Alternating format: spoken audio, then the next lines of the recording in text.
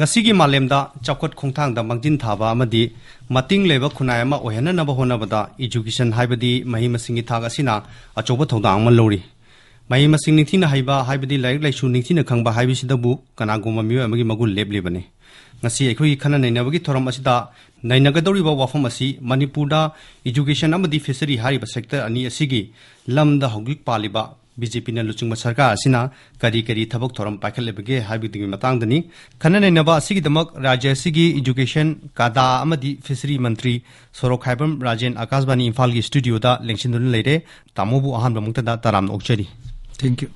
tamona hojik yengsin biriba bibak ani haibadi education amadi fishery ani sigi manungda ahan bada education da lakchake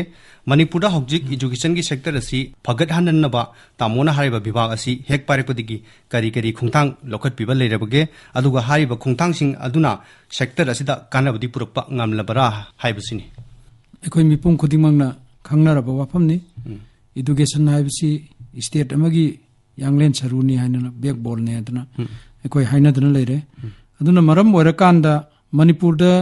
education system ji khitang ekoi awat pakhara leramba haibatai maramdi karina haiba kanda maruina education system ji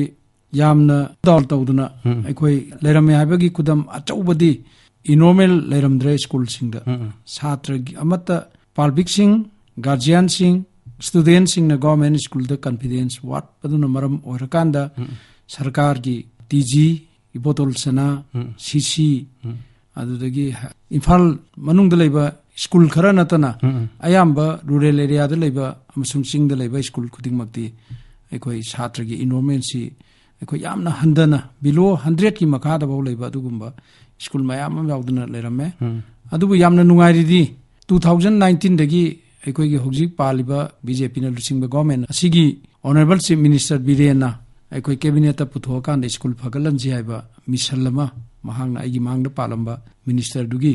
matam dagi ekoi haudoga tawbirami adugumba school phagalan ji misal du lakpadagi ehangna mu education gi bibhag asi paidana lakpadagi ekoi koina chatna singam sung tamda leiribe school mayam singa se ekoi loina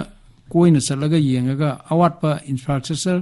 adagi school gi construction da or renovation da wayaba repairing the way aba adagi magi infrastructure sing da awat ma mayam ma koina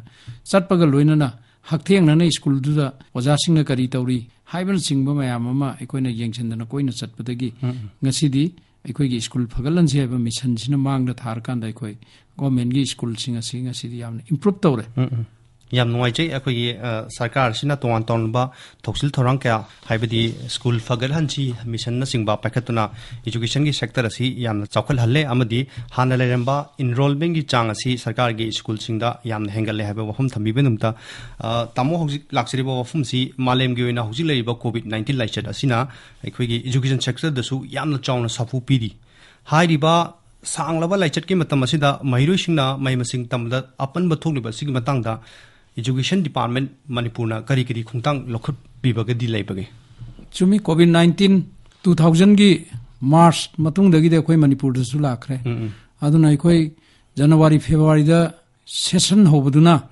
khoi matam kara physical class chi khoi toram matung da covid 19 ji march ki yoksang matung dagi de khoi da changchal lakpa dagi khoi su class tawdana lakpa op tawba aduma mayam lakpa kan da khoi sarkar sina chauba yamna khoi education ji system ji da khoina akai ba pi dana bagi damakta khoi online class ning thi dana khoi tawi maruina online class tawba state da amuk yamna nungairi di honorable chief minister ga khoi tanaraba matung da online class state da khoi mobile handset smartphone darkar leba madu laiba ngamdaba adugumba student sing da khoina maruina college sing da leba student sing da khoina principal sing da below property gi line gi makha da leba dugumba family gi student sing du maming pikloina piklaga koina rupa crore ani na tawraga koi mobile na koi handset yeli free mobile yela kan da koi online class gi koi tawri asida natana mu koi star education haidana koi amasu launch tawre aduga ngarang na handa su city convention da koina department ahungi health ne social welfare ne education ne aduda su koina tablet ꯑꯩꯈꯣꯏꯒꯤ ꯂꯦꯁꯟꯒꯁꯤ plan ꯍꯌꯦꯡ ꯇꯥꯛꯀꯗꯕ ꯂꯦꯁꯟꯒꯁꯤ ꯍꯥꯞꯆꯤꯜꯂꯒ ꯑꯩꯈꯣꯏ ꯇꯧꯕ ꯌꯥꯕ monitor ꯇꯧꯕ ꯌꯥꯕ ꯑꯉꯥꯡꯁꯤꯡꯅ ꯇꯧꯕ ꯌꯥꯕ ꯑꯩꯈꯣꯏꯅ 5,000 ꯑꯃꯒꯁꯨ ꯑꯩꯈꯣꯏ ꯁ꯭ꯀꯨꯜꯁꯤꯡꯗ ꯆꯤꯡ ꯚꯦꯂꯤ ꯑꯃꯁꯨꯡ ꯍꯤꯜꯗ ꯂꯩꯕ ꯁ꯭ꯀꯨꯜꯁꯤꯡꯗ ꯌꯦꯟꯊꯣꯛꯈ꯭ꯔꯦ ꯃꯁꯤꯅ ꯀꯥꯟꯅꯔꯤꯗꯤ ꯌꯥꯝꯅ ꯔꯤꯃꯣꯠ ꯑꯦꯔꯤꯌꯥꯗ ꯂꯩꯕ ꯖꯒꯥꯁꯤꯡ ꯃꯔꯨꯑꯣꯏꯅ ꯏꯟꯇꯔꯅꯦꯠꯀꯤ ꯐꯪꯗꯕ ꯖꯒꯥ ꯐꯥꯎꯗ ꯑꯩꯈꯣꯏꯅ ꯍꯥꯏꯔꯤꯕ ꯃꯌꯥꯝꯁꯤꯡ ꯑꯗꯨ ꯌꯦꯡꯉꯒ ꯃꯣꯅꯤꯇꯔ ꯇꯧꯔꯀꯥꯟꯗ ꯁ꯭ꯀꯨꯜꯒꯤ ꯑꯣꯖꯥꯁꯤꯡꯒꯤ ꯑꯦꯇꯦꯟꯗꯦꯟꯁ ꯑꯗꯒꯤ ꯑꯗꯨꯒꯨꯝꯕ ꯃꯌꯥꯝ ꯑꯃ ꯗꯥꯏꯔꯦꯛꯇꯔ ꯑꯣꯐꯤꯁꯅꯦ ꯑꯗꯒꯤ ꯁ꯭ꯀꯨꯜꯅꯦ ꯗꯥꯏꯔꯦꯛꯇꯔꯅꯦ ꯑꯗꯨꯒ ꯍꯥꯏꯔꯤꯕ JDO ꯑꯣꯐꯤꯁ ꯖꯣꯅꯦꯜ ꯑꯣꯐꯤꯁ ꯃꯌꯥꯝꯁꯤꯡꯁꯦ ꯑꯩꯈꯣꯏ ꯀꯣꯑꯣꯔꯗꯤꯅꯦꯠ ꯇꯧꯅꯅꯕꯒꯤ ꯑꯗꯨꯒꯨꯝꯕ ꯇꯦꯕ꯭ꯂꯦꯠ 5,000 ꯑꯩꯈꯣꯏ ꯌꯦꯟꯊꯣꯛꯄ ꯍꯧꯈ꯭ꯔꯦ ꯌꯥꯝ ꯅꯨꯡꯉꯥꯏꯖꯩ ꯍꯧꯖꯤꯛ ꯇꯥꯃꯣ ꯑꯩꯈꯣꯏꯒꯤ ꯀꯦꯟꯗ꯭ꯔ ꯁꯔꯀꯥꯔꯅ ꯂꯩꯕꯥꯛ ꯑꯁꯤꯒꯤ ꯃꯍꯩ ꯃꯁꯤꯡꯒꯤ ꯂꯝꯗ ꯑꯐꯕ ꯑꯍꯣꯡꯕ ꯄꯨꯔꯛꯅꯕꯒꯤꯗꯃꯛꯇꯅꯤ ꯍꯥꯏꯗꯨꯅ ꯅꯦꯁꯅꯦꯜ ꯏꯗꯨꯀꯦꯁꯟ ꯄꯣꯂꯤꯁꯤ 2020 ꯁꯦꯝꯗꯨꯅ ꯆꯠꯅꯍꯟꯈ꯭ꯔꯦ ꯍꯥꯏꯖꯔꯤꯕ ꯑꯗꯨꯕꯨ ꯑꯩꯈꯣꯏꯒꯤ ꯔꯥꯖ꯭ꯌ ꯑꯁꯤꯗ ꯍꯥꯏꯔꯤꯕ ꯄꯣꯂꯤꯁꯤ ꯑꯁꯤ ꯃꯄꯨꯡ ꯐꯥꯅ ꯆꯠꯅꯍꯟꯕ ꯉꯝꯂꯕ꯭ꯔꯥ ꯍꯥꯏꯕꯁꯤꯃ ꯑꯍꯥꯟꯕ ꯀ꯭ꯋꯦꯁꯟ ꯑꯗꯨꯒ ꯄꯣꯂꯤꯁꯤ ꯑꯁꯤꯅ ꯀꯔꯝꯕ ꯃꯑꯣꯡꯗ ꯃꯍꯩ ꯃꯁꯤꯡ ꯇꯝꯕꯒꯤ ꯂꯝꯗ ꯑꯑꯣꯟꯕ ꯄꯨꯔꯛꯄ ꯉꯝꯒꯅꯤ ꯍꯥꯏꯕꯁꯤꯃꯇꯒꯤ ꯃꯇꯥꯡꯗ ꯈꯤꯇꯪ ꯍꯥꯏꯕꯤꯌꯨ ꯅꯦꯁꯅꯦꯜ ꯏꯗꯨꯀꯦꯁꯟ ꯄꯣꯂꯤꯁꯤ ꯑꯩꯈꯣꯏ ꯃꯅꯤꯄꯨꯔ ꯈꯛꯇ ꯅꯠꯇꯦ ꯚꯥꯔꯠꯀꯤ ꯂꯩꯔꯤꯕ ꯁ꯭ꯇꯦꯠ ꯈꯨꯗꯤꯡꯃꯛꯇ ꯍꯧꯖꯤꯛ ꯐꯖꯅ ꯀꯝꯄ꯭ꯂꯤꯠ ꯑꯣꯏꯅ ꯆꯠꯅꯕ ꯑꯝꯇ ꯉꯝꯗ꯭ꯔꯤ ꯆꯠꯅꯅꯕꯒꯤ ꯁ꯭ꯇꯥꯔꯇꯤꯡ ꯇꯧꯕ ꯍꯥꯏꯇꯥꯔꯦꯀꯣ ꯍꯧꯕ ꯑꯗꯨꯕꯨ ꯍꯧꯕꯗꯤ ꯑꯩꯈꯣꯏꯅꯕꯨ ꯌꯥꯝ ꯍꯥꯟꯅ ꯑꯦꯗꯚꯥꯟꯁ ꯑꯣꯏꯅ ꯑꯩꯈꯣꯏꯅ NFE 2020 ꯁꯤ ꯑꯩꯈꯣꯏ ꯀꯔꯝꯍꯥꯏꯅ ꯃꯅꯤꯄꯨꯔꯗ ꯍꯥꯏꯗꯤ ꯚꯥꯔꯠ ꯁꯔꯀꯥꯔꯅ 2025 ꯐꯥꯎꯒꯤ ꯃꯅꯨꯡꯗ ꯅꯦꯁꯅꯦꯜ ꯏꯗꯨꯀꯦꯁꯟ ꯄꯣꯂꯤꯁꯤꯁꯤ ꯑꯣꯚꯔꯑꯣꯜ ꯁ꯭ꯇꯦꯠꯁꯤꯡꯗ ꯆꯠꯅꯕ ꯍꯧꯔꯣ ꯑꯗꯨꯒ 2030ꯗꯗꯤ ꯃꯁꯤꯒꯤ ꯀꯥꯟꯅꯕ ꯐꯪꯕ ꯁꯥꯇ꯭ꯔ ꯄꯨꯊꯣꯛꯑꯣ ꯍꯥꯏꯕꯅꯦꯕ ꯑꯗꯨꯅ ꯑꯩꯈꯣꯏ 2025ꯁꯤꯗꯗꯤ ꯐꯨꯜꯂꯤ ꯑꯩꯈꯣꯏꯒꯤ ꯏꯗꯨꯀꯦꯁꯟ ꯗꯤꯄꯥꯔꯠꯃꯦꯟꯁꯤꯡꯗ ꯂꯩꯔꯤꯕ ꯑꯩꯈꯣꯏꯒꯤ ꯁ꯭ꯇꯦꯠꯁꯤꯗ NFE 2020 ꯆꯠꯅꯅꯕ ꯑꯩꯈꯣꯏ ꯍꯣꯠꯅꯔꯤ ꯅꯦꯁꯅꯦꯜ ꯏꯗꯨꯀꯦꯁꯟ ꯄꯣꯂꯤꯁꯤꯁꯤ ꯑꯩꯈꯣꯏ ꯈꯨꯗꯤꯡꯃꯛ ꯈꯪꯃꯤꯟꯅꯕ ꯗꯔꯀꯥꯔ ꯑꯣꯏꯕ ꯆꯨꯝꯅꯒꯤ ꯗꯤꯄꯥꯔꯠꯃꯦꯟ ꯈꯛꯇ ꯅꯠꯇꯕ ꯑꯣꯖꯥ ꯈꯛꯇ ꯅꯠꯇꯕ ꯒꯥꯔꯖꯤꯌꯥꯟꯁꯤꯡ ꯂꯣꯀꯦꯜ elected body ꯂꯩꯕ ꯑꯗꯒꯤ ꯁꯣꯁꯤꯌꯦꯜ ꯑꯣꯔꯒꯅꯥꯏꯖꯦꯁꯟ ꯃꯌꯥꯝ ꯑꯩꯈꯣꯏ ꯒꯥꯔꯖꯤꯌꯥꯟꯁꯤꯡ ꯃꯌꯥꯝ ꯑꯩꯈꯣꯏ ꯄꯨꯟꯅ ꯈꯪꯃꯤꯟꯅꯕ ꯗꯔꯀꯥꯔ ꯑꯣꯏꯕꯗꯨꯅ ꯅꯦꯁꯅꯦꯜ ꯏꯗꯨꯀꯦꯁꯟ ꯄꯣꯂꯤꯁꯤꯒꯤ ꯃꯅꯨꯡꯒꯤ ꯑꯣꯏꯕ ꯄꯣꯂꯤꯁꯤ ꯊꯤꯝ ꯃꯌꯥꯝꯁꯤꯡꯁꯤ ꯑꯩꯈꯣꯏ ꯃꯁꯤꯒꯤꯗꯃꯛꯇ ꯑꯩꯈꯣꯏ ꯑꯦꯛꯁꯄꯥꯔꯠ ꯀꯥꯡꯕꯨꯁꯤꯡ ꯃꯌꯥꯝ ꯀꯧꯔꯒ ꯑꯩꯈꯣꯏ ꯁꯤꯇꯤ ꯀꯟꯚꯦꯟꯁꯟꯗ ꯑꯩꯈꯣꯏ ꯃꯅꯤꯄꯨꯔ ꯌꯨꯅꯤꯚꯔꯁꯤꯇꯤꯒꯤ ꯄ꯭ꯔꯣꯐꯦꯁꯔ ꯃꯌꯥꯝ ꯇꯧꯔꯀꯥꯟꯗ ꯑꯩꯈꯣꯏ ꯑꯣꯖꯥꯁꯤꯡ JDO ꯃꯌꯥꯝ ꯅꯟ ꯇꯤꯆꯤꯡ ꯁ꯭ꯇꯥꯐ ꯃꯌꯥꯝ ꯇꯧꯔꯒ ꯑꯩꯈꯣꯏ ꯃꯁꯤꯒꯤ ꯑꯦꯋꯥꯔꯅꯦꯁ ꯍꯧꯈ꯭ꯔꯦ ꯑꯗꯨꯒ ꯂꯣꯏꯅꯅ ꯃꯐꯝ ꯈꯨꯗꯤꯡꯃꯛꯇ ꯅꯦꯁꯅꯦꯜ ꯏꯗꯨꯀꯦꯁꯟ ꯄꯣꯂꯤꯁꯤꯅ ꯀꯥꯟꯅꯕ ꯄꯤꯔꯤꯕ ꯑꯃꯁꯨꯡ ꯃꯁꯤ ꯄꯥꯡꯊꯣꯛꯄ ꯀꯥꯟꯗ ꯇꯧꯒꯗꯧꯔꯤꯕ ꯑꯣꯖꯥꯁꯤꯡ ꯃꯌꯥꯝꯗꯁꯨ ꯑꯦꯋꯥꯔꯅꯦꯁ ꯑꯣꯏꯍꯟꯒꯗꯧꯕ ꯃꯌꯥꯝꯗꯨꯒꯤ ꯑꯩꯈꯣꯏ ट्रेनिंग तौगदबदु कोविड लेबनिना मरम ओरकांदा अखोय मदुगी अवेयरनेस तु तौदबदु हंतकता मणिपुर की सुमांग लीला आर्टिस्ट सिंह अखोय लीला एसोसिएशन जिंगदगी अखन्नबा आर्टिस्ट सिंह खंकलगा अखोय नेशनल एजुकेशन पॉलिसी जी चप चाबा अदुगुंबा अमल अखोय लीला ओइने इथोगे इरेपाकी दमक कायदना अखोय ngasi sanari aduga ngasi su अखोय स्कूल फगलनजी इनॉग्रेशन तौबा अदगी मफम अखोय हारिबा नेशनल एजुकेशन पॉलिसी जी मियामदा अखोयना छात्र सिंगदा ओजा सिंगदा स्कूल सिंगदा अखोय उलिन गरांग नहानतसु ओइनाम हिद्रोम हायर सेकेंडरी नौना अग्रेड तौबदा होली अदु मसी मयाम एप्रिशिएट ताम तौबी अदु हारिबा लीला सी हदक अखोयगी कनोदा डेम कॉलेज दा ओजा सिंग मयाम अमा अखोय नाक स्कोर तौननबा अदुगी तौबा कांदा डॉक्टर प्रिया नारायण हाइदना नाकी चेयरमैन बेंगलोर दगी अमलागा यावगी मासु लीला दु येंबा कांदा महाक आदा सेंटर की लीडर सिंगदा दिल्ली दा चलगा माना वारी लीरुबदगी लीला दु अखोय हुजिक सबटाइटल तौरगा थाबिरो अने याम कन्ना अखोय तौरे नेशनल याम फजबा कनोने लीला ने याम अचौबा एचिवमेंट अमने मसी अदुना अखोयना नेशनल एजुकेशन पॉलिसी 2020 जी सबचाना अखोय मणिपुर दा इम्प्लीमेंट तौबगा लोइनना अखोयना मसीगी कानाबसी अखोय नेशनल एजुकेशन पॉलिसी दा 2030 दा पुथोकदमने हाइदो सबचाना पुथोनबा अखोयगी मदुगी प्रिपरेशन सबचाना अखोय तौले याम नोइजे मथंगी वाहंगसिना अखोयगी मतमगी अहोंबगी मतुंगिना अदुगा लोइनना अखोयगी अनौबा एजुकेशन पॉलिसी असिगा चुनबा मोंगदा मणिपुर की एजुकेशन की लाइरिबा इंफ्रास्ट्रक्चर सिंग असि सेंगप सारपगी मतंगदा सरकारना करी करी थोक्सिन थोरांग लौबिरिगे अखोय स्कूल फगलन जी मिसल असि तौबदगी छात्रगी इनरोलमेंट की चांगसी 50% दा नते सम मफम खरदा 50% हेकली मफम खरदा 70% हेंकटपा यावरे मरुइना अखोयगी कोनोजों केंद्र दा लेबा SK आइडियल हाई स्कूल हाना छात्र चनी 250 समथिंग लेरमे हुजी 1000 की मथकता अखोय लेरे इनरोलमेंट से अदगी आइगी लमसांग प्रजा हायर सेकेंडरी हुजी अदुम 1000 की मयादा अखोय लेरे 300 लेरम हाइबा स्कूल फगलन जी मिशन दगी मसिदा अखोयना तौरिजी अखोयगी स्कूल जी अनौबा दरकार लेबा क्लासरूम अखोयना अनौबा न्यू कंस्ट्रक्शन तौरे अदुगा स्कूल जी लेरमी बजी अचौबा मेजर रिपेयरिंग अमा अखोयना लोइना सिंतोगा सेम कलर अमदा गवर्नमेंट स्कूल की रंग पेंटिंग जे कोई सेम कलर अमदा तौरगा कोई गवर्नमेंट स्कूल ने सी हुजिक लोइना समग्रना साबदई कनो दे कोई होंगा लोइ सेमतोए दुगा डेस्क बेंच का से कोइना ड्यूअल डेस्क बेंच हुजिकी मॉडल अनोबा कनो सिदा कोई छात्र अनी दगी हेना फंबा यादबा तौरगा कोइना ड्यूअल डेस्क बेंच से कोइना अदोमदा अनोबा सिस्टम करदे होंगे अदुगा हाना कोइना ब्लैक बोर्ड तौरगा चोक ने इरमबदो हुजिकी व्हाइट बोर्ड तौरगा अंदा मार्कर सियनदना कोइना चेंज करदी तौरे ओके ओके अदगी समग्रहगी मखादा अखोगी आरएमएस की मखादा अखोगी अंगांगसिंगदे यूनिफॉर्म पिरैबा खोलैबा मयामसे अखोई फज्जना अखोई हुजिकदी तौरे अदुगा लोइना कंप्यूटर करी करी निंगथीदना अखोई मतमगा चुन्नबा मौंगदा भारत सरकार की पीएबीदसु अखोई यावरैबा पोट मयामसिंगदो अखोई निंगथीदना तौरगा हुजिकती अखोइना बिल्डिंग कंस्ट्रक्शन साबबु ओरसु अमबु ओरसु क्वालिटी कंट्रोल तौरगा लोइना फजना निंगथीन तौबदना हुजिकती गवर्नमेंट स्कूल जी फगले सेम अखोई हारिबा मयामसिंग असे अखोई फजना फगतपगी अदुगुम चांग लाए हना खले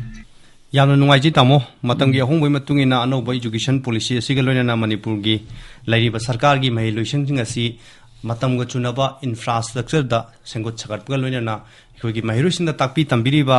मसिगी मौंग मतोसी स्मार्ट लर्निंग स्मार्ट टीचिंग की लमदा अखोई हिजिक कन्ना चंगसिल हाइबा वफम सिताबदा मथंगी क्वेश्चन असिना अखोगी कोविड-19 की लाइसन मरम ओइरगा मपानदा मही मसिंग तमदुन लेबा मणिपुरी मचासिंग कयामा राज्य सिदा हलकपा अदुगा लाइचत असिगी येंगा हाना राज्य सिदगी मपानदा लाइक लाइसु तंबा चटकी चांस यामना हंधना लैरि हाइना अखोइना लौजै अदुना हारिबा महिरुसिंग असिगी येंलगा मखोइदा सरकार की मही लोइसंसिंगदा मतिक चाबा मही मसिंग पिननबा सरकार की थौरांगदी लेबिरब्रा होय अखोई मपानदा चलंबा छात्र सिंजेंदा कोविड लाखपदुना मरम ओरकांदा यामबा अखोई सिदैदा तमनिंगबगी वखलसे अखोई खरा 50% यौद्रसु 30% मुक्ति अखोई हंदरेन खले अदुगा लोइनना अखोई हंदकसी प्रमोशन लमजु पिथोबुने छात्रगी मसिंगजी यामना पास तो वे चांगजु हेंगलकपा अदुना अखोई ऑन रोल दा अखोई अयामबा स्कूल की सेक्टर अमसुंग हायरगी कॉलेज की अदगी टेक्निकल लेवसिंग दसु कोई सीट मसिंग हेंगललगा अयामबा मैनेज तौदुना हुजिंग मक्ति याम प्रॉब्लम मक्ति अखोई थोइना लैतेना लौइ याम नुंगाइजी तामो अदुगा मथंगी क्वेश्चन असिना अखोई चही खरगी ममांगदा चिंगदा लेबा मही लोइसंसिंगदा मथौ तौबा हाइदि मरुइना तंपाक्ता लेबा ओजासिंग हाइतारे कर्मचारीसिंग सिना मखोइ मखोइगी पोस्टिंग मफमदा लैतब अदुगा ओजा मोहत सिलगा लाइक तापकी चनबेसी अखोइ पाउसे कयादा यावखिबा थेंगनजरे हाइजरिबा हौजिक तामोना एजुकेशन की विभाग असि पारे मतुंगदा हाइरिबा चनबी असि कोकननबा करी करी थौरांगदी पाखलबगे अदुगा लोइनना ट्रांसफर पोस्टिंग की वाचत वानोमसी हौजिक फावबा लैरि भाइना तामोना खनबिब्रा ट्रांसफर पॉलिसी जी चपचाब पॉलिसी में सेमगे है कोई सेमबदे अयाम लोइसले अदुबु मरुइना हौजिक मणिपुर दा ओजा लिसिंग मरीगा चात्रेट की मथकते हांगना लेरे अखोइगी ग्रेजुएट अमसुंग प्राइमरी दा ओके ओजा से हांगना लेरे एजुकेशन की दा अदुना ओजा जी मैनेज तौननबा मफम फम खरदा मैनेज तौनबा होनबदा वाबा खरा मनामु से सीसी गुम्बा टीजी गुम्बा अनदर सिंह एकाडमी गुम्बा इबोतोन सना गुम्बदा ओजा सिंह जी लैगेन हेता हाइबा अदगी मयाम सिंह जी हुजिक सी इलेक्शन मयागा ओइबनिना ओजा सिंह जी जु वन ओमबा कैनोगी चांग सिदि याम हेनबा अदुबा अखोइना यारि मखै कंट्रोल तौरगा अखोइ ट्रांसफर पोस्टिंग से अखोइ तौदबा यादबा लिकना खरा तौरगा अखोइ अयामना ट्रांसफर सिदि आई तौदे मरमदि करिना हाइबा कांदा ओजा अवाटपा मयाम अम लैबनिना इंटर ट्रांसफर वर्दी आबा इंटर चेंज वर्दी आबा अदु नतबनिना हेता लैगे हाइबसि हेता प्रेशर दी याम लाए अदुबा अयामबा अखोइ मसि यारिगे अखोइ एवॉइड तौर थमे अदुगा लोइनना सिंगी ओजा सिंजी अखोइ अयामबा हेक्ता बहुत थनमा लैबा मसि ओजा ngakta gi wakhalon sunate ai aina hujik tawriji field chalaga oja singji on spot karam dabo oja singji mamang da suspend kharam tawre hujik ti suspend kanadre masi khara leire heta hankale aduna daijna noina tawraga सरकार की resource लेतबजी fund खर कानबाइना दाइजना नोइना पानबे system होग्रे नान आइगी केंद्र खोंगापाट high school अमदी आइगी लमसांग प्रजा high school दगी आई होग्रे मसि दाइजना पानबसे आइगी केंद्र दai हाना होरगेना कारमदबसे अदो चिंगी जी मरुइना होय ओजा सिंगसी चिंगदा अराप चनिंगदबगी वखलोल अमसु मोइदा लेरंगनी अदुबु मेन प्रॉब्लम अमदी करिनो हाइब कांदा चिंगदा मोइना पोस्टिंग जी चलगा लैभम लैतब सिमसु अमा ओइबा आई क्वार्टर निंथीदना लैतब खोटब लैभम लैतब सिमसु मरु मोइबा अदगी अमु सिंगी लैरिबा इचिनिनाउ जिंजिनसु अमु मोइ मोइगी जु लाइरिक लाइसु तमुरगा हैरुरगा ꯊꯕꯛ ꯐꯪꯗꯕ ꯃꯌꯥꯝ ꯑꯃ ꯂꯩꯕꯗꯨꯅ ꯅꯣꯏꯅ ꯁꯤꯗ ꯂꯩꯐꯝ ꯂꯩꯇꯗꯅ ꯀꯩꯅꯣ ꯇꯧꯗꯧ ꯁꯔꯨꯛꯄꯨꯗꯤ ꯅꯣꯏ ꯆꯠꯈ꯭ꯔꯣ ꯅꯣꯏꯒꯤ ꯇꯣꯂꯣꯞꯇꯩ ꯈꯔ ꯈꯥꯏꯔꯝꯃꯣ ꯑꯩꯈꯣꯏ ꯂꯣꯀꯦꯂꯤꯇꯤ ꯑꯃꯅ ꯃꯁꯤ ꯇꯧꯍꯜꯂꯒꯦ ꯀꯥꯏꯅ ꯑꯗꯨꯒꯨꯝꯕꯁꯨ ꯑꯗꯨꯝ ꯈꯔ ꯑꯗꯨꯝ ꯂꯩꯕꯖꯥꯠꯅꯤ ꯃꯗꯨ ꯑꯩꯈꯣꯏꯃꯛꯅ ꯃꯗꯨꯃꯛꯇꯤ ꯑꯩꯈꯣꯏꯅ ꯌꯥꯝꯅ ꯀꯩꯅꯣ ꯑꯣꯏꯅ ꯑꯣꯐꯤꯁꯤꯌꯦꯜ ꯑꯣꯏꯕ ꯅꯠꯇ꯭ꯔꯒꯁꯨꯕ ꯈꯔꯗꯤ ꯑꯟꯗꯔꯁꯇꯦꯟꯗꯤꯡꯗ ꯈꯨꯟꯒꯤ ꯂꯩꯔꯤꯕ ꯈꯨꯟꯒꯤ ꯈꯨꯂꯥꯛꯄꯁꯤꯡ ꯀꯔꯤ ꯀꯔꯤ ꯂꯩꯔꯤꯕ ꯃꯌꯥꯝꯁꯤꯡꯗꯨꯒ ꯅꯣꯏ ꯂꯩꯔꯣ ꯑꯩꯈꯣꯏ ꯑꯉꯥꯡ ꯇꯥꯍꯜꯂꯒꯦ ꯄꯩꯁꯥ ꯈꯔ ꯄꯤꯔꯣ ꯀꯥꯏ ꯁꯤꯁꯨ ꯑꯗꯨꯝ ꯌꯥꯎꯗꯕꯗꯤ ꯅꯠꯇꯦ ꯌꯥꯎꯕꯖꯥꯠꯅꯤ ꯑꯗꯨꯕꯨ ꯑꯩꯈꯣꯏꯁꯨ ꯃꯗꯨ ꯇꯧꯗꯅꯕꯗꯤ ꯀꯟꯅ ꯍꯣꯠꯅꯔꯤ ꯑꯗꯒꯤ ꯑꯣꯅꯔꯦꯕꯜ ꯆꯤꯐ ꯃꯤꯅꯤꯁꯇꯔꯅꯁꯨ ꯍꯟꯗꯛꯇꯤ ꯇ꯭ꯔꯥꯟꯁꯤꯠ ꯑꯦꯀꯣꯃꯣꯗꯦꯁꯟ ꯈꯔ ꯁꯥꯕꯤꯔꯕꯅꯤꯅ ꯃꯗꯨꯃ ꯈꯤꯇꯪꯗꯤ ꯍꯟꯊꯔꯅꯦꯅ ꯈꯜꯂꯤ ꯃꯔꯨꯑꯣꯏꯕꯗꯤ ꯑꯩꯈꯣꯏ ꯀ꯭ꯋꯥꯇꯔ ꯂꯩꯇꯕꯁꯤꯁꯨ ꯑꯩꯈꯣꯏꯒꯤ ꯌꯥꯝ ꯄ꯭ꯔꯣꯕ꯭ꯂꯦꯝ ꯌꯥꯝ ꯅꯨꯡꯉꯥꯏꯖꯩ ꯑꯩꯈꯣꯏꯒꯤ ꯃꯍꯩꯔꯣꯏꯁꯤꯡꯒꯤꯗ ꯅꯠꯇꯅ ꯑꯩꯈꯣꯏꯒꯤ ꯆꯤꯡꯗ ꯄꯣꯁꯇꯤꯡ ꯇꯥꯕ ꯑꯣꯖꯥꯁꯤꯡ ꯃꯈꯣꯏ ꯀꯔꯃꯆꯥꯔꯤꯁꯤꯡꯒꯤ ꯑꯣꯏꯕ ꯇ꯭ꯔꯥꯟꯖꯤꯠ ꯑꯦꯀꯣꯃꯣꯗꯦꯁꯟ ꯃꯌꯥꯝ ꯁꯦꯝꯕꯤꯗꯅ ꯃꯣꯏꯗ ꯃꯐꯝꯗꯨꯗ ꯂꯩꯐꯝ ꯆꯥꯐꯝꯒꯤ ꯅꯤꯡꯊꯤꯖꯕ ꯊꯧꯔꯥꯡ ꯑꯗꯨ ꯑꯩꯈꯣꯏ ꯁꯔꯀꯥꯔꯅ ꯀꯟꯅ ꯄꯥꯏꯈꯠꯂꯤ ꯍꯥꯏꯕ ꯄꯥꯎꯁꯤ ꯇꯥꯕꯗ ꯇꯥꯃꯣ ꯍꯧꯖꯤꯛ ꯑꯩꯈꯣꯏ ꯍꯥꯌꯔ ꯏꯖꯨꯀꯦꯁꯟ ꯑꯦꯟ ꯇꯦꯛꯅꯤꯀꯦꯜꯗ ꯂꯥꯛꯆꯒꯦ ꯏꯀꯨꯏ ꯀꯨꯏꯗ꯭ꯔꯤꯉꯩꯗ ꯃꯅꯤꯄꯨꯔꯒꯤ ꯑꯦꯗꯤꯠ ꯀꯣꯂꯦꯖ ꯈꯔ ꯁꯔꯀꯥꯔꯒꯤ ꯀꯣꯂꯦꯖ ꯑꯣꯏꯅ ꯂꯧꯁꯤꯟꯈꯤꯕ ꯂꯩꯔꯦ ꯈꯣꯡꯊꯥꯡ ꯑꯁꯤꯅ ꯄꯨꯔꯛꯀꯗꯕ ꯑꯍꯣꯡꯕ ꯑꯗꯨꯒ ꯀꯥꯟꯅꯕꯁꯤ ꯀꯔꯤ ꯀꯔꯤ ꯑꯣꯏꯒꯅꯤ ꯑꯗꯨꯒ ꯃꯁꯤꯒ ꯂꯣꯏꯅꯅ ꯃꯅꯤꯄꯨꯔ ꯔꯥꯏꯖ꯭ꯌꯒꯤ ꯑꯍꯥꯟꯕ ꯙꯅꯃꯟꯖꯨꯔꯤ ꯌꯨꯅꯤꯚꯔꯁꯤꯇꯤ ꯍꯥꯏꯔꯤꯕ ꯌꯨꯅꯤꯚꯔꯁꯤꯇꯤ ꯑꯁꯤ ꯆꯥꯎꯈꯠꯍꯟꯅꯅꯕ ꯁꯔꯀꯥꯔꯒꯤ ꯀꯔꯤ ꯀꯔꯤ ꯊꯧꯔꯥꯡ ꯂꯩꯔꯛꯄꯒꯦ ꯍꯥꯏꯕꯒꯤ ꯃꯇꯥꯡꯗ ꯈꯤꯇꯪ ꯊꯝꯕꯤꯌꯨ ꯑꯩꯈꯣꯏ ꯃꯅꯤꯄꯨꯔꯗ ꯁꯦꯟꯇ꯭ꯔꯦꯜ ꯌꯨꯅꯤꯚꯔꯁꯤꯇꯤ ꯑꯩꯈꯣꯏ ꯀꯥꯟꯆꯤꯄꯨꯔꯗ ꯂꯩꯕ ꯁꯤꯃ ꯈꯛꯇꯅꯤ ꯑꯩꯈꯣꯏꯒꯤ ꯌꯨꯅꯤꯚꯔꯁꯤꯇꯤ ꯍꯧꯖꯤꯛ ꯑꯩꯈꯣꯏꯒꯤ ꯁ꯭ꯇꯦꯠꯀꯤ ꯑꯣꯏꯕ ꯌꯨꯅꯤꯚꯔꯁꯤꯇꯤ ꯑꯃ ꯑꯩꯈꯣꯏꯅ ꯙꯅꯃꯟꯖꯨꯔꯤ ꯌꯨꯅꯤꯚꯔꯁꯤꯇꯤ ꯑꯩꯈꯣꯏꯅ ꯍꯥꯡꯗꯣꯛꯄ ꯉꯝꯃꯦ ꯃꯁꯤ ꯑꯩꯈꯣꯏꯅ ꯅꯍꯥꯟꯈꯩ ꯔꯤꯒꯨꯂꯔ VC ꯑꯃ ꯍꯥꯞꯄ ꯉꯝꯗꯅ ꯂꯩꯔꯝꯕꯗꯨ ꯍꯟꯗꯛꯇꯤ ꯌꯥꯝꯅ ꯅꯨꯡꯉꯥꯏꯔꯤꯗꯤ ꯙꯅꯃꯟꯖꯨꯔꯤ ꯌꯨꯅꯤꯚꯔꯁꯤꯇꯤ ꯈꯛꯇ ꯅꯠꯇꯅ ꯃꯅꯤꯄꯨꯔ ꯇꯦꯛꯅꯤꯀꯦꯜ ꯌꯨꯅꯤꯚꯔꯁꯤꯇꯤꯁꯨ ꯍꯟꯗꯛꯀꯤ ꯁꯔꯀꯥꯔ ꯑꯁꯤꯅ ꯔꯤꯒꯨꯂꯔ VC ꯑꯩꯈꯣꯏ ꯍꯥꯞꯄ ꯉꯝꯃꯦ ꯑꯗꯨꯒ ꯂꯣꯏꯅꯅ ꯙꯅꯃꯟꯖꯨꯔꯤ ꯌꯨꯅꯤꯚꯔꯁꯤꯇꯤꯁꯤ ꯑꯩꯈꯣꯏ ꯌꯥꯝꯅ ꯀꯟꯅ ꯃꯍꯥꯛꯀꯤ ꯂꯩꯔꯝꯕ ꯏꯟꯐ꯭ꯔꯥꯁꯇ꯭ꯔꯛꯆꯔ ꯑꯩꯈꯣꯏ ꯌꯥꯝ ꯊꯨꯅ ꯑꯩꯈꯣꯏ ꯁꯪꯒꯥꯕ ꯉꯝꯅꯅꯕ ꯍꯧꯖꯤꯛ 70-80% ꯑꯩꯈꯣꯏ ꯁꯦꯝꯕ ꯂꯣꯏꯔꯛꯀꯗꯧꯔꯦ ꯀꯟꯁꯇ꯭ꯔꯛꯁꯟꯒꯤ ꯊꯕꯛꯁꯤ ꯂꯣꯏꯔꯛꯀꯗꯧꯔꯦ ꯑꯗꯨꯅ ꯑꯊꯨꯕ ꯃꯇꯝꯗ ꯑꯩꯈꯣꯏ ꯏꯅꯣꯒ꯭ꯔꯦꯁꯟ ꯇꯧꯒꯅꯤ ꯑꯗꯨꯒ ꯂꯣꯏꯅꯅ ꯑꯩꯈꯣꯏ ꯍꯥꯏꯔꯤꯕ ꯙꯅꯃꯟꯖꯨꯔꯤ ꯌꯨꯅꯤꯚꯔꯁꯤꯇꯤꯁꯤꯒꯤ ꯆꯞ ꯆꯥꯕ ꯃꯁꯥꯒꯤ ꯑꯣꯖꯥ ꯂꯩꯔꯝꯗꯕ ꯍꯥꯏꯗꯤ ꯃꯈꯣꯏꯒꯤ ꯑꯦꯁꯤꯁꯇꯦꯟꯠ ꯄ꯭ꯔꯣꯐꯦꯁꯔꯁꯤꯡ ꯀꯔꯤꯁꯤꯡ ꯂꯩꯔꯝꯗꯕ ꯇꯣꯉꯥꯟ ꯇꯣꯉꯥꯟꯕ ꯇꯤꯆꯤꯡ ꯁ꯭ꯇꯥꯐꯁꯤꯡ ꯃꯌꯥꯝꯗꯒꯤ ꯌꯨꯇꯤꯂꯥꯏꯖ ꯇꯧꯔꯒ ꯑꯩꯈꯣꯏ ꯂꯩꯔꯝꯕ ꯃꯌꯥꯝꯁꯤꯡ ꯑꯗꯨ ꯍꯧꯖꯤꯛꯇꯤ ꯕꯥꯏꯄ꯭ꯔꯣꯀꯦꯠ ꯇꯧꯔꯒ ꯃꯣꯏꯒꯤ ꯑꯣꯏꯕ ꯑꯣꯖꯥ ꯍꯥꯌꯔ ꯏꯗꯨꯀꯦꯁꯟꯗꯒꯤ ꯑꯩꯈꯣꯏ ꯈꯥꯏꯗꯣꯛꯑꯒ ꯃꯣꯏꯒꯤ ꯑꯣꯏꯅ ꯇꯣꯉꯥꯟꯅ ꯊꯝꯅꯅꯕ ꯑꯩꯈꯣꯏ ꯀꯦꯕꯤꯅꯦꯠꯇ ꯄꯨꯊꯣꯛꯑꯒ ꯃꯗꯨ ꯑꯩꯈꯣꯏ ꯂꯣꯏꯔꯦ ꯑꯗꯨꯒꯤ ꯃꯊꯛꯇ ꯑꯩꯈꯣꯏꯅ ꯑꯃꯨꯛ ꯑꯣꯖꯥ ꯃꯁꯤꯡ ꯑꯩꯈꯣꯏꯒꯤ ꯑꯋꯥꯠꯄ ꯁꯕꯖꯦꯛꯁꯤꯡꯒꯤ ꯑꯩꯈꯣꯏꯒꯤ ꯌꯨꯅꯤꯚꯔꯁꯤꯇꯤꯁꯤꯗ ꯍꯥꯡꯉꯤꯕ ꯁꯕꯖꯦꯛꯁꯤꯡꯒꯤ ꯑꯣꯖꯥ ꯔꯤꯒꯨꯂꯔ ꯑꯣꯖꯥ ꯈꯔꯁꯨ ꯑꯩꯈꯣꯏ ꯍꯧꯖꯤꯛꯃꯛ ꯑꯩꯈꯣꯏ DPC ꯆꯠꯊꯔꯤ ꯇꯧꯔꯤ ꯑꯗꯨꯒ ꯅꯟ ꯇꯤꯆꯤꯡ ꯁ꯭ꯇꯥꯐ ꯑꯗꯒꯤ ꯃꯁꯥꯒꯤ ꯑꯣꯏꯖꯕ ꯔꯦꯖꯤꯁꯇ꯭ꯔꯥꯔ ꯑꯗꯒꯤ ꯑꯦꯁꯤꯁꯇꯦꯟꯠ ꯔꯦꯖꯤꯁꯇ꯭ꯔꯥꯔ ꯇꯣꯉꯥꯟ ꯇꯣꯉꯥꯟꯕ ꯌꯨꯅꯤꯚꯔꯁꯤꯇꯤꯁꯤꯒꯤ ꯆꯪꯕ ꯁ꯭ꯇꯥꯐꯁꯤꯡ ꯑꯩꯈꯣꯏ ꯂꯣꯏꯅꯃꯛ ꯔꯤꯀ꯭ꯔꯨꯏꯠꯃꯦꯟ ꯄ꯭ꯔꯣꯁꯦꯁ ꯂꯣꯏꯔꯦ ꯃꯣꯏꯒꯤ ꯔꯤꯖꯟ ꯗꯤꯀ꯭ꯂꯦꯌꯔ ꯇꯧꯒꯗꯧꯕꯇ ꯉꯥꯏꯔꯦ ꯑꯗꯨꯒ ꯑꯩꯈꯣꯏꯒꯤ ꯑꯦꯁꯤꯁꯇꯦꯟꯠ ꯄ꯭ꯔꯣꯐꯦꯁꯔꯒꯤꯗꯤ ꯍꯧꯖꯤꯛ ꯑꯩꯈꯣই DPC ꯆꯠꯊꯔꯤ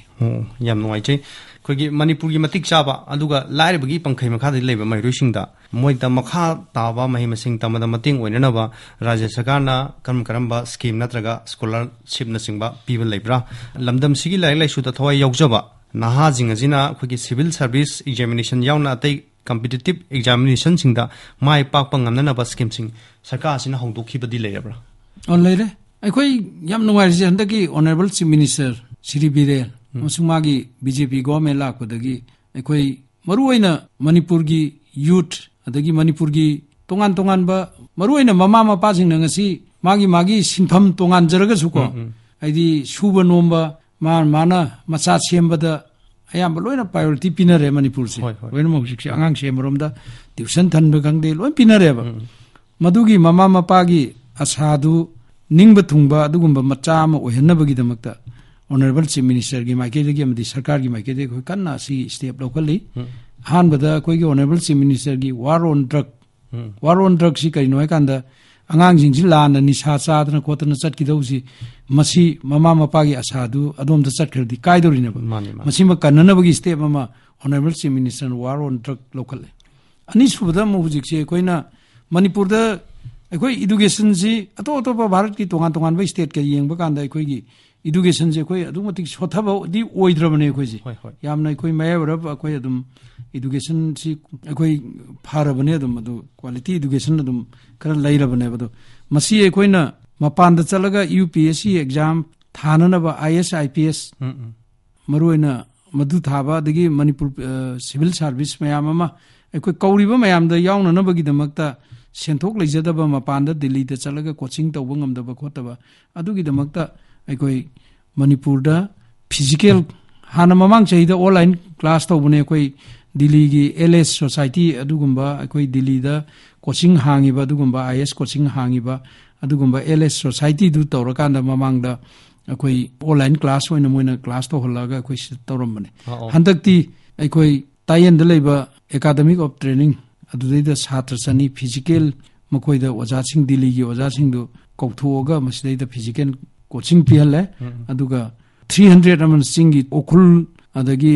तमेलोंग सेनापति सुमाइना सिंगी चांदेल लेबा डिस्ट्रिक्ट सिंगदगी छात्र सहूम अमना ऑनलाइन क्लास तौरगा सिदैदा एकेडमी ऑफ ट्रेनिंग दना चनी physical तौरे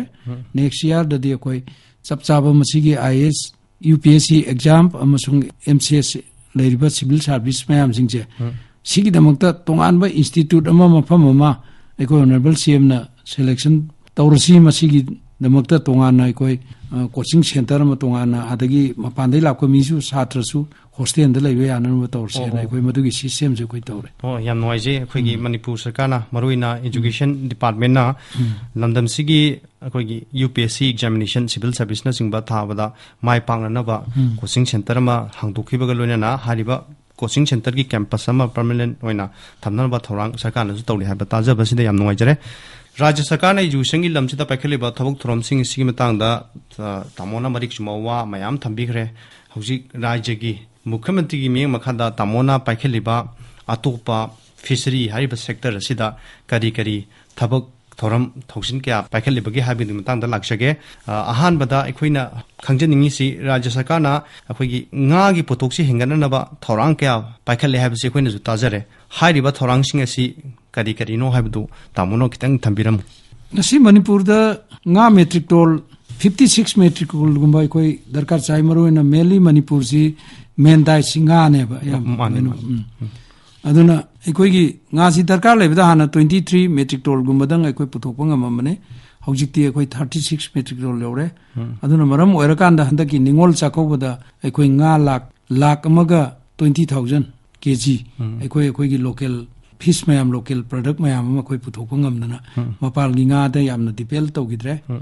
aduga loinana ekoi manipur da tongan banga makhal puthona ba hona ba loinana ekoi sareng ju mamangai dagi ekoi meitai sareng ana hainaramba se ekoi sareng puthokpa ekoi hogre hantagi kenoda ningon chakoba da ekoi kg amaga gram kitang henba adai kg am dei khataba next year da ekoi kg anihum taba ekoi puthokpa ngamane ekoi nga momda aduga loinana अखोइना मणिपुर सिदैदा Loktak livelihood mission लेनामा अखोइ पाइखली Loktak livelihood mission सी हुजिक सिना अखोइ मणिपुरदा ngaमी जिंगदा हेना nga प्रोडक्ट पुथोकपा ngamnanaba amsung fish farm tawba pamba lamdi leitaba adugumba mayam singa du da अखोइना केस कल्चर पेल कल्चर तौरेगा अखोइना बेनिफिशियरी सिलेक्शन तौरगा लोकताक ता nga योहन्नबगी अदुगी प्लान द हुजि अखोइ कन्ना अयाम लोइसले अखोइ इलेक्शन नोटिफिकेशन लाउथोक्त्रिङै द बेनिफिशियरी द हाइबा मयाम सिंग अदु अखोइ खुसिननबगी अखोइ अदुगी कनोमसु अखोइ चंगचलि कन्न होनरी अदुना मणिपुर द तोंगान बा भारत सरकार की स्कीम मखादा RKBY की मखादा अदगी PMMY की मखादा ब्लू रिवोल्सल की मखादा अखोइ सेंटर की सी हाइबा स्कीम सिंगसिगी मखादा अखोइना बेनिफिशियरी खल्लगा बेनिफिशियरी दा अखोइना तोंगान बा मखोइदा सब्सिडी मटेंग पांगागा हुजिक सिंगा सि कन्ना प्रोडक्ट हेंकनबा खoi होनरी हंतक दसु PMGY की दा अखोइ बेनिफिशियरी लिसिंग अमगा चांगा हेना अखोइ सिलेक्शन तौरगा हुजि मक डायरेक्ट मखोइगी अकाउंट दा पैसा कापिरी अखोइना फॉर्म थारगा कौरकांदा मोइना अप्लाई तौरकांदा अखोइगी डिस्ट्रिक्ट फिशरी ऑफिस की स्टाफ सिंग अमदी डिस्ट्रिक्ट अदुगी DC गा ना चेयरमैन ओरगा कमिटी एम तौरगा बेनिफिशियरी सिलेक्शन मोइना इंक्वायरी चलगा थागल हलाकांदा मदुदी द मोइना पिरकपा रिपोर्ट की मतुंगिना सिलेक्शन तौरगा पैसा सु मखोइ अकाउंट दा कोइ कापी बगी तौरगा कोइ डायरेक्ट दौरे न्यू पोन कंस्ट्रक्शन गुम्बा अदगी हाना पोल लेबदना इनपुट मचाक पीबा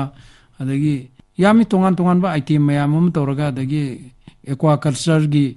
अदगी बायोफोकी लेबा मयाम अमा अखोइ आइटम मयाम अमा PMMY की दसु RKBY की दसु ब्लू रिवोल्यूशन की मखा दसु अदे मरुइना चिंग दसु पेडी कम पिसिकल्चर तौबगी प्रोग्राम अखोइ तौइंग ममांग दा 900 बेनिफिशियरी दा अखोइ चिंग दा RKBY की मखा दा अखोइ पी अदुसु डायरेक्ट अखोइ पैसा DBT तौदना अखोइ करिंग बमबंगसी यामना ट्रांसपेरेंसी लेना अखोइ गवर्नमेंट जी हुजि कन्न तौरे अदुना फिशरी अखोइ यामना फगलानी अदुगा लोइना फिशरी दा ꯂꯩꯔꯝꯕ ꯐꯤꯁꯔꯤ ꯐꯥꯔꯝꯒꯤ ꯂꯝ ꯃꯌꯥꯝ ꯑꯃ ꯂꯩꯔꯤ ꯃꯌꯥꯝꯁꯤꯡꯁꯦ ꯃꯁꯤ ꯐꯤꯁꯔꯤ ꯑꯣꯐꯤꯁꯁꯤꯡꯅ ꯇꯧꯒꯗꯣꯏꯁꯤ ꯕꯤꯅꯤꯐꯤꯁꯔꯤꯗ ꯉꯥ ꯃꯆꯥ ꯄꯤꯕ ꯃꯇꯝ ꯃꯇꯝꯒꯤ ꯂꯥꯛꯄ ꯁ꯭ꯀꯤꯝ ꯄꯥꯏꯈꯠꯄꯤꯔ ꯊꯕꯛ ꯇꯧꯕ ꯍꯥꯏꯗꯤ ꯐꯤꯁꯔꯤ ꯗꯤꯄꯥꯔꯠꯃꯦꯟꯅ ꯄꯨꯊꯣꯛꯄ ꯉꯥꯅ ꯃꯅꯤꯄꯨꯔꯒꯤ ꯄ꯭ꯔꯖꯥ ꯃꯤꯌꯥꯝꯗ ꯉꯥ ꯄꯤꯖꯕ ꯉꯝꯕ ꯅꯠꯇꯦꯕ ꯑꯣꯡꯂꯤ ꯃꯥꯗꯤ ꯄꯣꯂꯤꯁꯤ ꯄ꯭ꯔꯣꯒ꯭ꯔꯥꯝ ꯑꯗꯨꯒꯨꯝꯕ ꯑꯗꯨ ꯇꯧꯕꯩ ꯋꯥꯗꯅꯤ ꯇ꯭ꯔꯦꯅꯤꯡꯒꯨꯝꯕ ꯇꯧꯕ ꯑꯗꯣ ꯑꯩꯈꯣꯏꯒꯤ ꯐꯥꯔꯝꯒꯤ ꯂꯩꯔꯝꯃꯤꯕ ꯕꯤꯁꯦꯝꯄꯨꯔꯗ ꯂꯩꯔꯤꯕ ꯀꯨꯝꯕꯤꯗ ꯂꯩꯔꯤꯕ ꯃꯌꯥꯝ ꯑꯩꯈꯣꯏꯒꯤ ꯗꯤꯁꯇ꯭ꯔꯤꯛ ꯑꯣꯐꯤꯁꯀꯤ ꯃꯈꯥꯗ ꯂꯩꯔꯤꯕ ꯐꯥꯔꯝꯁꯤꯡꯁꯦ ꯍꯟꯗꯛꯇꯤ ꯑꯩꯈꯣꯏꯅ ꯗꯤꯄꯥꯔꯠꯃꯦꯟꯒꯤ ꯗꯔꯀꯥꯔ ꯂꯩꯕ ꯂꯝ ꯈꯔꯗꯃꯛ ꯈꯥꯛꯑꯒ ꯑꯌꯥꯝꯕ ꯂꯝꯁꯤꯡꯗꯨꯗꯤ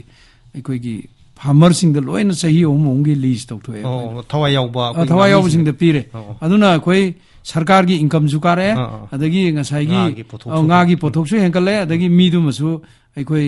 ꯐꯥꯔꯝ ꯇꯧꯅꯤꯡꯕꯁꯨ ꯍꯤꯡꯕ ꯌꯥꯔꯦ ꯁꯤꯒꯤ ꯄꯣꯂꯤꯁꯤ ꯇꯧꯗꯨꯅ ꯑꯩꯈꯣꯏ ꯍꯟꯗꯛꯇꯤ ꯌꯥꯝꯅ ꯀꯩꯅꯣ ꯐꯖꯅ ꯇꯧꯔꯦ ꯌꯥꯝ ꯅꯨꯡꯉꯥꯏꯖꯩ ꯌꯥꯝ ꯃꯜꯇꯤ ꯗꯥꯏꯃꯦꯟꯁꯅꯦꯜ ꯑꯣꯏꯕ ꯄꯣꯂꯤꯁꯤꯅꯤ ꯍꯥꯏꯖꯒꯦ ꯇꯥꯃꯣ ꯍꯧꯖꯤꯛ ꯑꯩꯈꯣꯏꯅ ꯂꯥꯛꯆꯔꯒꯗꯕ ꯋꯥꯍꯪꯁꯤ ꯑꯩꯈꯣꯏꯒꯤ ꯐꯤꯁꯔꯤ ꯁꯦꯛꯇꯔ ꯑꯁꯤ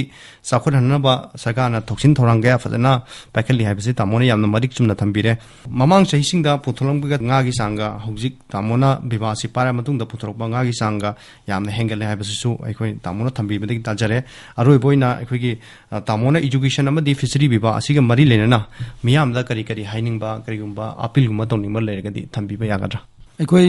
2021 ꯆꯍꯤ ꯑꯁꯤꯅ ꯂꯣꯏꯈꯤꯕꯒ ꯂꯣꯏꯅꯅ ꯑꯅꯧꯕ ꯆꯍꯤ 2022 ꯑꯃꯨꯛ ꯃꯥꯡꯗ ꯇꯥꯗꯨꯅ ꯂꯩꯔꯦ ꯃꯥꯡꯗ ꯂꯥꯛꯀꯗꯧꯔꯦ ꯃꯁꯤ ꯂꯥꯛꯄꯒ ꯂꯣꯏꯅꯅ ꯑꯩꯍꯥꯛꯅ ꯃꯅꯤꯄꯨꯔ ꯄ꯭ꯔꯖꯥ ꯃꯤꯌꯥꯝꯗ ꯑꯩꯍꯥꯛꯅ ꯑꯄꯤꯜ ꯇꯧꯖꯅꯤꯡꯕꯗꯤ ꯑꯩꯈꯣꯏꯒꯤ ꯃꯅꯤꯄꯨꯔꯒꯨꯝꯕ ꯁꯦꯟꯊꯣꯛ ꯂꯩꯇꯕ ꯏꯁꯥꯒꯤ ꯔꯤꯁꯣꯔꯁ ꯂꯩꯇꯕ ꯑꯁꯤꯒꯨꯝꯕ ꯁ꯭ꯇꯦꯠꯁꯤꯗꯩꯗ ꯁꯦꯟꯊꯣꯛꯀ ꯆꯥꯟꯅꯗꯅ ꯄ꯭ꯔꯥꯏꯚꯦꯠ ꯁ꯭ꯀꯨꯜꯗ ꯊꯥꯔꯨꯔꯒ ꯃꯇꯝ ꯈꯔ ꯊꯥꯔꯒ ꯏꯆꯥꯗꯨ ꯂꯥꯏꯔꯤꯛ ꯇꯝꯕ ꯉꯝꯗꯅ ꯗ꯭ꯔꯣꯞ ꯑꯥꯎꯠ ꯁꯥꯇ꯭ꯔ ꯑꯣꯏꯅ ꯂꯩꯒꯗꯕꯒꯤ ꯃꯍꯨꯠꯇ ꯒꯣꯔꯃꯦꯟꯒꯤ ꯁ꯭ꯀꯨꯜꯗ ꯊꯥꯕꯤꯌꯨ ꯒꯣꯔꯃꯦꯟꯒꯤ ꯁ꯭ꯀꯨꯜꯒꯤ ꯑꯣꯖꯥꯁꯤꯡ ꯑꯩꯈꯣꯏ ꯋꯦꯜ ꯇ꯭ꯔꯦꯟꯅꯤ ꯒꯣꯔꯃꯦꯟꯅ ꯂꯧꯈꯠꯂꯤꯕ ꯈꯣꯡꯊꯥꯡꯁꯤꯗꯩꯗ ꯒꯥꯔꯖꯤꯌꯥꯟꯁꯤꯡ ꯁ꯭ꯇꯨꯗꯦꯟꯁꯤꯡꯅ ꯃꯥꯏ ꯑꯣꯟꯁꯤꯟꯕꯤꯗꯅ ꯑꯩꯈꯣꯏ ꯑꯐꯕ ꯌꯥꯝꯅ ꯏꯗꯨꯀꯦꯇꯦꯠ ꯑꯣꯏꯕ ꯑꯗꯨꯒꯨꯝꯕ ꯁ꯭ꯇꯦꯠ ꯑꯃ ꯑꯣꯏꯅꯅꯕ ꯍꯣꯠꯅꯕꯗ ꯑꯩꯈꯣꯏ ꯄꯨꯝꯅꯃꯛ ꯀooperation ꯄꯤꯕꯤꯌꯨ ꯍꯥꯏꯅꯤꯡꯉꯤ ꯑꯗꯨꯒ ꯂꯣꯏꯅꯅ ꯐꯤꯁꯔꯤ ꯐꯥꯔꯃꯔꯁꯤꯡꯅ ꯄꯨꯊꯣꯛꯆꯔꯤꯕ ꯑꯩꯈꯣꯏꯒꯤ ꯂꯣꯀꯦꯜꯒꯤ ꯉꯥ ꯃꯌꯥꯝꯁꯤꯡꯁꯤ ꯁꯤꯖꯤꯟꯅꯕꯤꯗꯨꯅ ꯃꯅꯤꯄꯨꯔꯒꯤ ꯏꯟꯀꯝ ꯃꯄꯥꯟꯗ ꯆꯠꯇꯅꯕ ꯍꯣꯠꯅꯕꯒ ꯂꯣꯏꯅꯅ ꯑꯩꯈꯣꯏ ꯃꯄꯥꯟꯗꯒꯤ ꯉꯥ ꯆꯥꯕꯒꯤ ꯃꯍꯨꯠꯇ ꯃꯅꯤꯄꯨꯔꯒꯤ ꯃꯅꯨꯡꯗꯒꯤ ꯆꯥꯅꯕ ꯍꯣꯠꯅꯕꯤꯌꯨ ꯃꯄꯥꯟꯗ ꯐꯪꯉꯤꯕ ꯁꯔꯦꯡ ꯏꯂꯤꯁꯥ ꯃꯅꯤꯄꯨꯔꯗꯒꯤ ꯃꯊꯪ ꯆꯍꯤꯗꯒꯤ ꯄꯨꯊꯣꯛꯅꯕꯒꯤꯗꯃꯛꯇ ꯑꯩꯈꯣꯏꯅ ꯏꯂꯤꯁꯥꯁꯨ ꯃꯅꯤꯄꯨꯔꯗ ꯄꯨꯊꯣꯛꯅꯕ ꯃꯁꯤꯒꯤꯗꯃꯛꯇ ꯇꯣꯉꯥꯟꯅ ꯑꯩꯈꯣꯏ ꯂꯤꯖ ꯇꯧꯅꯔꯒ ꯑꯩꯈꯣꯏ ꯇꯣꯉꯥꯟꯕ ꯐꯥꯔꯝ ꯑꯃꯗ ꯑꯩꯈꯣꯏꯅ ꯂꯝ ꯈꯔ ꯀꯨꯝꯕꯤꯒꯤ ꯍꯥꯎꯇꯛꯇ ꯄꯤꯔꯒ ꯑꯩꯈꯣꯏ ꯃꯁꯤꯁꯨ ꯇ꯭ꯔꯥꯏꯟ ꯇꯧꯈ꯭ꯔꯕꯅꯤ ꯑꯗꯨꯅ ꯋꯥꯍꯩ ꯈꯔꯁꯤ ꯍꯥꯏꯖꯕꯒ ꯂꯣꯏꯅꯅ ꯃꯅꯤꯄꯨꯔ ꯄ꯭ꯔꯖꯥ ꯃꯤꯌꯥꯝꯕꯨ ꯑꯩꯍꯥꯛꯅ ꯑꯃꯨꯛ ꯍꯟꯅ ꯈꯨꯔꯨꯝꯖꯔꯤ ꯊꯦꯡꯛ ꯌꯨ ꯌꯥꯝ ꯅꯨꯡꯉꯥꯏꯖꯔꯦ ꯔꯥꯏꯖꯒꯤ ꯏꯖꯨꯀꯦꯁꯟ ꯀꯥꯗꯥ ꯑꯃꯗꯤ ꯐꯤꯁꯔꯤ ꯕꯤꯚꯥꯒꯤ ꯊꯧ ꯄꯨꯔꯤꯕ ꯇꯥꯃꯣ ꯁꯣꯔꯣꯛꯈꯥꯏꯕꯝ ꯔꯥꯖꯦꯟꯅ ꯑꯗꯣꯝꯒꯤ ꯑꯆꯤꯟꯕ ꯃꯇꯝ ꯀꯌꯥ ꯀꯥꯏꯊꯣꯛꯄꯤꯔꯒ ꯑꯀꯥꯁꯕꯥꯅꯤ ꯏꯝꯐꯥꯜꯒ ꯋꯥꯔꯤ ꯋꯥꯇꯥꯏ ꯁꯥꯟꯅꯕꯒꯤ ꯇꯥꯟꯖꯥ ꯄꯤꯕꯤꯕꯒꯤꯗꯃꯛꯇ ꯇꯥꯃꯣꯕꯨ ꯉꯝꯈꯩ ꯂꯩꯇꯅ ꯊꯥꯒꯠꯆꯔꯤ ꯈꯨꯔꯨꯝꯖꯔꯤ